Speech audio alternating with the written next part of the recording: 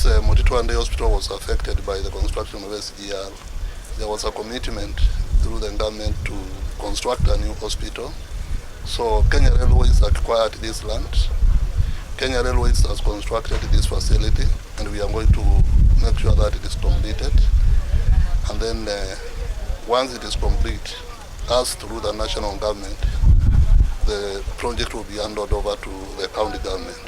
And also Ministry of Health, we are in conversation with them so that they help us map out the equipment and medicines and all that required here, so that as the hospital is completed, we also complete the question of equipment and so on, equipment from the old place to here, and the new equipment and requisite facilities.